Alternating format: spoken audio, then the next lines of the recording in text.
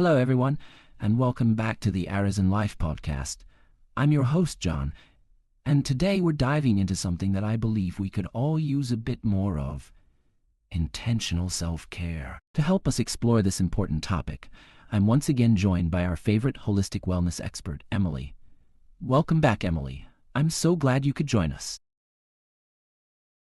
Thanks, John. I'm really excited to be here today to talk about self-care rituals. As someone who has personally struggled with maintaining consistent self-care practices, I know how transformative it can be once you make it a priority. That's a great point, Emily. I think a lot of our listeners can probably relate to the challenge of fitting self-care into their busy lives. So to start, could you explain what you mean by intentional self-care rituals and how that differs from just practicing regular self-care? Absolutely. Intentional self-care rituals are all about creating mindful, purposeful routines that nurture your well-being. The key word here is intentional. It's not just about indulging in self-care occasionally, like taking a bubble bath when you're feeling stressed. It's about setting aside regular time to care for your mind, body, and soul in a way that aligns with your personal needs and values. For example, one of my personal rituals is a morning tea ceremony. I take 5 to 10 minutes to slowly brew a cup of tea, designed for relaxation and clarity. I focus on each step: boiling the water, steeping the tea, and slowly sipping it while setting my intention for the day. It's a small but powerful way for me to start my mornings with intention. I love that example, Emily. It sounds like such a nourishing way to begin the day. For someone who's new to creating self-care rituals, where would you suggest they start? What are some other rituals you've found to be effective? That's a great question. I always recommend starting small and choosing practices that genuinely resonate with you.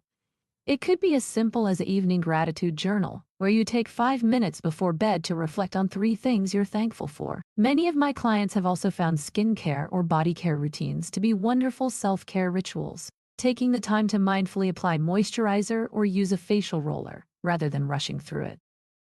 The key is to make it something you look forward to, not an obligation. Maybe it's a weekly at-home spa night or a Sunday morning meditation. Whatever it is, the most important thing is consistency. Schedule it into your calendar like any other important task, and soon it will become a cherished part of your routine. That's so wonderful to hear. It just goes to show how impactful these small rituals can be. Emily, for our listeners who feel like they don't have the time for self-care, what advice would you give them? I completely understand that feeling of being too busy, but I'd really encourage everyone listening to start small. Your self-care rituals don't need to be time-consuming to be effective. Even just 5 to 10 minutes in the morning or before bed can make a big difference. The key is approaching it with intention and presence. And remember, self-care isn't a luxury. It's a necessity. When you prioritize your well-being, even in small ways, you'll find that you are better equipped to handle the demands of your day. It's like putting on your own oxygen mask first, before helping others. Such an important point. Taking care of ourselves allows us to show up more fully for the people and things that matter most. Before we wrap up, Emily, do you have any final tips for our listeners on how to stay consistent with their self-care rituals? Consistency is definitely key. One thing that's helped me is creating a designated space for my rituals.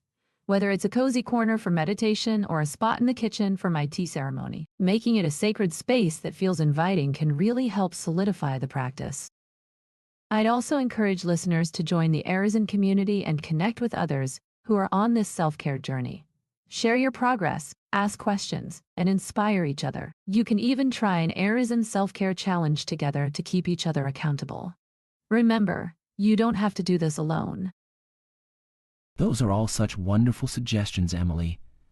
I'm sure our listeners are feeling inspired and empowered to start creating their own intentional self-care rituals. Remember, it's not about perfection. It's about showing up for yourself, even in small ways. And don't forget to connect with the Arizen community.